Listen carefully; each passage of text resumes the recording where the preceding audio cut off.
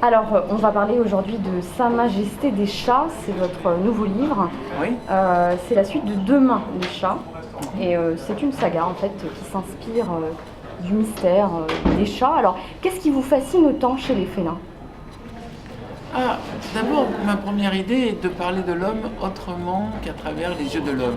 Chaque fois que je regarde les actualités, chaque fois que je lis les journaux, j'ai l'impression qu'on est focalisé pour répéter tout le temps les mêmes choses parce que on a de l'habitude de voir les choses toujours de la même manière. Donc ce que je propose en prenant un regard d'un animal, c'est de faire un pas de côté. Avec les fourmis, c'était un pas par l'infiniment petit par en dessous. Et avec les chats, c'est un pas plus proche, puisque nous avons, pour beaucoup d'entre nous, des chats chez nous. Et moi, j'ai eu 3 chats. Et je me suis toujours dit, ils sont un peu comme des extraterrestres, c'est-à-dire ils ont l'air d'avoir une pensée originale, non humaine. Au massacre du Bataclan, je me suis dit, tiens, il y a un émotionnel très très fort dessus. Il faudrait qu'il y ait un regard plus froid, plus extérieur, qui nous dit qu'est-ce qu'il voit. Et donc un chat, ce qu'il voit en regardant un massacre, c'est des humains qui s'entretuent et il se dit, tiens, ils sont devenus fous, ou alors ils sont arrivés au bout de leur évolution, c'est la fin de leur civilisation. C'est une question que je me pose en tant qu'être humain, c'est est-ce qu'on n'est pas au bout de quelque chose qui est plutôt réussi, avec un risque de tomber sur quelque chose qui est plutôt barbare. Et c'est un peu aussi cette réflexion que je voulais avoir à travers ce roman, ce roman qui a l'air sur les chats mais qui est en fait sur les hommes. Alors justement, dans ce roman, on arrive à un tournant de l'humanité avec les chats qui veulent dominer. Alors on a Bastet, qui est une réincarnation d'une déesse et qui va tomber amoureuse de Pythagore, hein, un autre chat qui dispose d'un troisième œil. Oui, c'était la seule chose bizarre à faire admettre, mais c'est pas si science-fiction que ça. C'est-à-dire que des chats puissent avoir une clé USB dans le front. J'ai des photos où on voit des chats qui ont des clés USB dans le front. C'est des expériences qui sont menées notamment pour étudier leur manière de rêver. Donc ces clés USB sont branchées sur leur cerveau et le tout est connecté à un ordinateur et c'est comme ça qu'on voit comment fonctionne le cerveau du chat. Donc j'ai juste imaginé qu'en sens inverse, le chat peut se connecter à l'ordinateur et accéder aux mêmes informations que nous avons nous quand on se branche sur un ordinateur.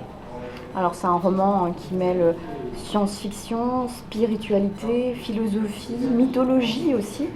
Ça c'est des choses qui vous inspirent au quotidien. Ça, on les retrouve beaucoup dans vos ouvrages.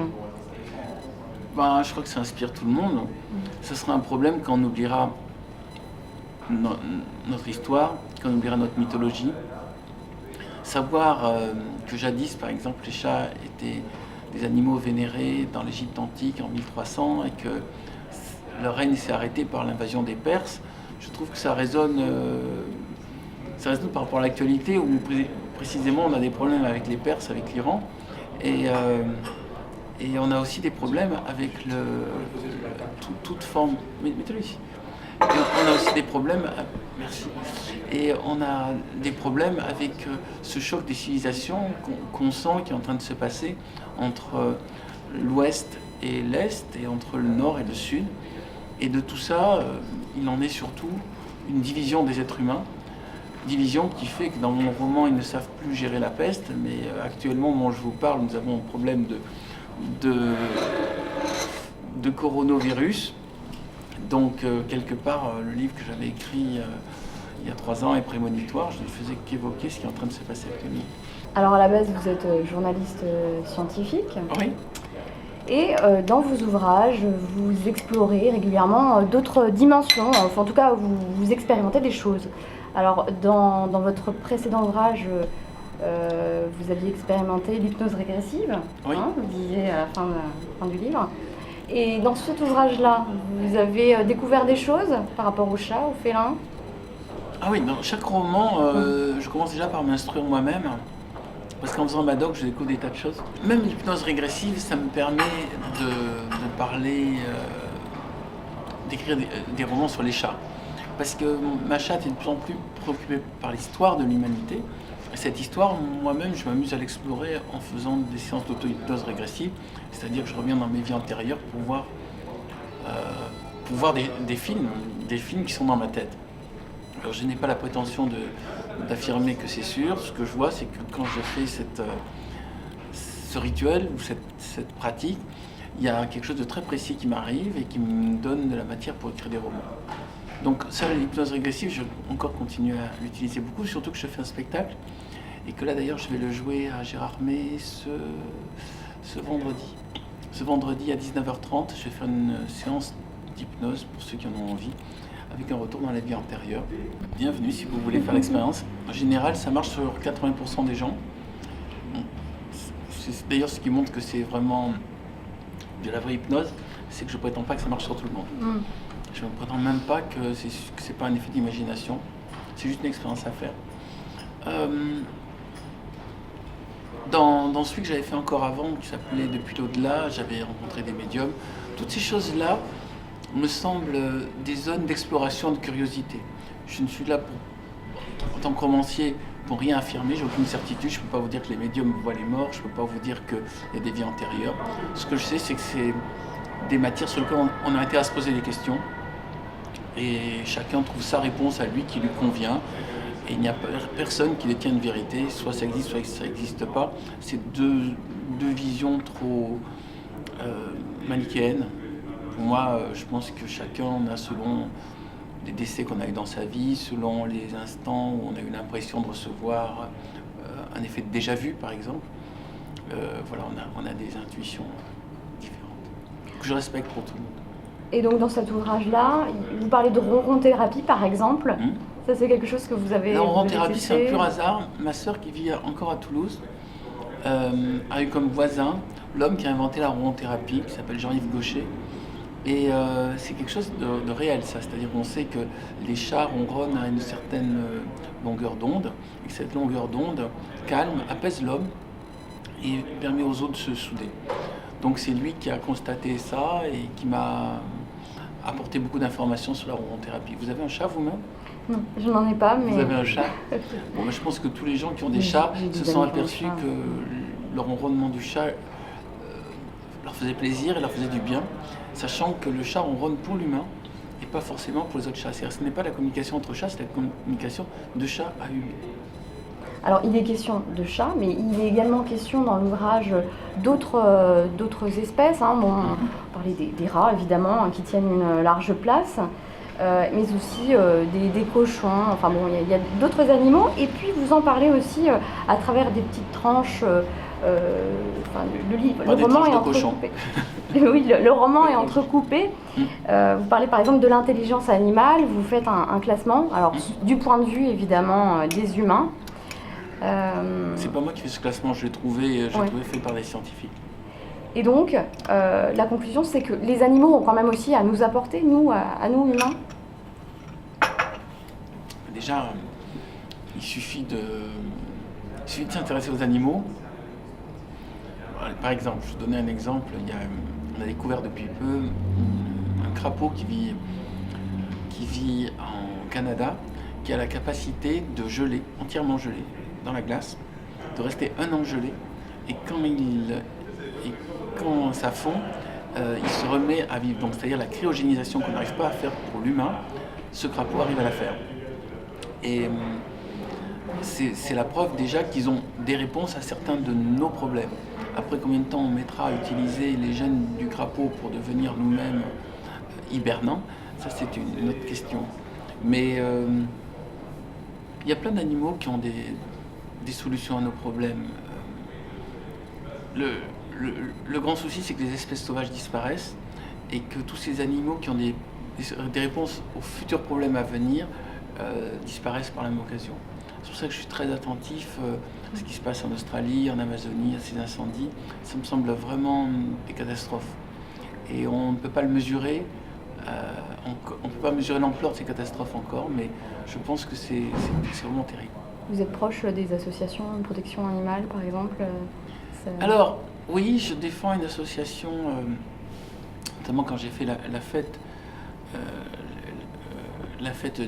des chats à Paris, qui s'appelle Challenge, qui s'occupe de récupérer des chats abandonnés. Maintenant, il y a des associations qui stérilisent les chats.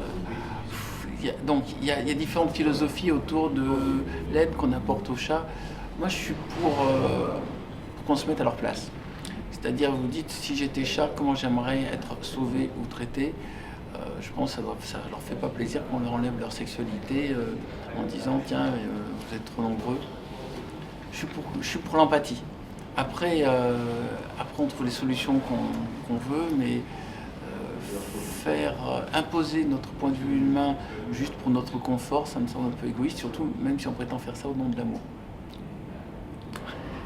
Alors vous êtes très proche de vos lecteurs, vous êtes sur Facebook, on voit que vous répondez beaucoup, vous êtes très présent. Quelle est la question qu'on vous pose le plus? Ah, quand c'est que vous venez dans notre région? Je vois que je mets un post où je signale un spectacle, ils me disent quand c'est que vous venez en Belgique, quand c'est que vous venez au Canada, quand c'est que vous venez en Suisse. Donc pour répondre à votre question, c'est celle-là qu'on pose le plus. Après, il y a des questions autour des chats et il y a des questions autour des masterclass, parce que je fais aussi des masterclass, et puis il y a des questions autour des régressions dans la vie antérieure. Voilà, vu que c'est les domaines que j'ai développés, c'est le domaine sur lequel je communique, c'est le domaine sur lequel je reçois aussi des questions. En France et à l'étranger aussi, parce que vous êtes aussi... Alors à l'étranger, il me faut des traductions. Quand c'est, on m'envoie en coréen, en russe ou en anglais. Mais en anglais, ça va. Mais le coréen et le russe, j'ai du mal. On rentre dans l'année du rat, en astrologie chinoise. Là, il est question quand même aussi de rat. Oui. Le petit animal malin, futé. Vous le définissez comment, le rat? Je définis le rat comme un concurrent de l'homme, dans la mesure où il est omnivore, et dans la mesure où il sait s'adapter à toutes les situations, et puis dans la mesure aussi où c'est un animal de ville. C'est-à-dire c'est un animal qui a connu sa croissance parce que l'homme a construit des égouts et parce qu'il a construit le métro. Maintenant, j'ai des amis qui ont des rats qui me disent que leurs rats sont gentils et intelligents. Donc je pense que c'est un animal qui sait en tout cas donner le change pour avoir l'air gentil et intelligent.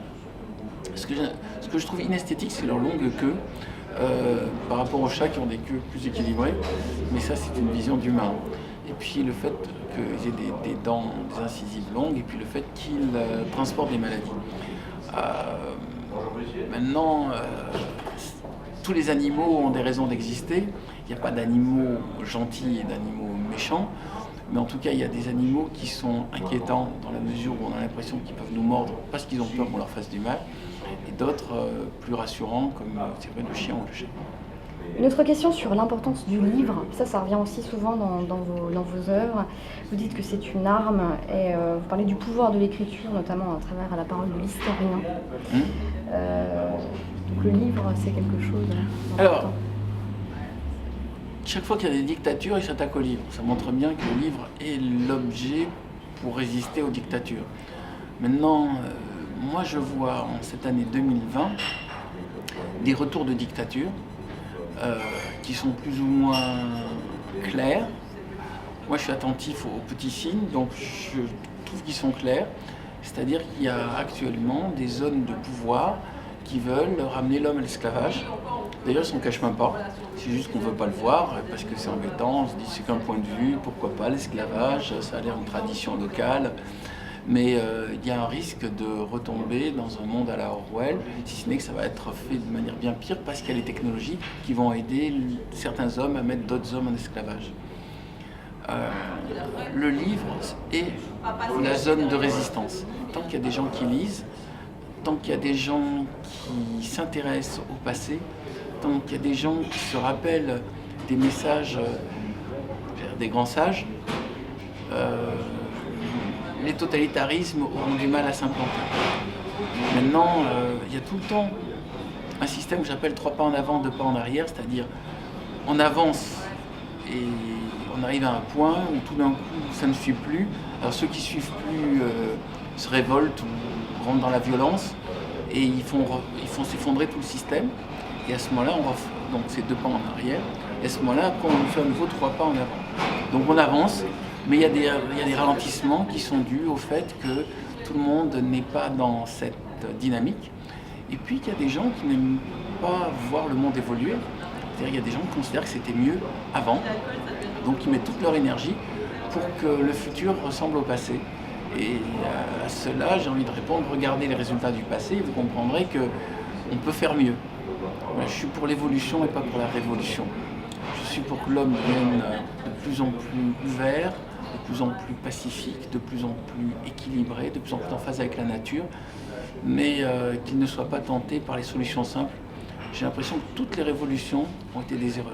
Il n'y en a pas une qui était intéressante. Dès le moment où ils ont utilisé la violence. Dernière question, parce que je vois que Oui, on va être trop long. Le prochain ouvrage, est-ce que vous avez déjà des idées sur le 3e tome en fait? Oui, voilà, c'est le 3e tome des chats. Alors, la grande difficulté, en fait, pour moi, mon inquiétude, c'est ne pas me répéter. Ça fait 25 romans que j'écris, donc 25 romans, je fais des scènes de bataille, des scènes d'amour, des scènes de révélation de grands mystères et des scènes de suspense. Comment faire chaque fois pour faire autre chose? Donc là, vous avez eu le temps de le lire? Bien sûr. Oui, bon, alors au final, ils aboutissent dans un endroit où il va y avoir des choses différentes. Je ne dis pas pour ne pas spoiler mon propre livre, mais donc ça va se passer dans cet endroit-là. Et mon idée, c'est de faire toujours plus. Donc il va y avoir des scènes beaucoup plus spectaculaires, beaucoup plus cinématographiques. C'est le grand avantage du romancier, c'est qu'on n'a pas à faire d'économie ni sur les effets spéciaux, ni sur les figurants. Donc je vais dans le Game of Thrones hard, avec des masses de rats, des batailles, des effets spéciaux dans l'air, dans l'eau, tout ça partout. Et je m'amuse bien. J'espère que mes lecteurs s'amuseront aussi. Merci. Merci à vous.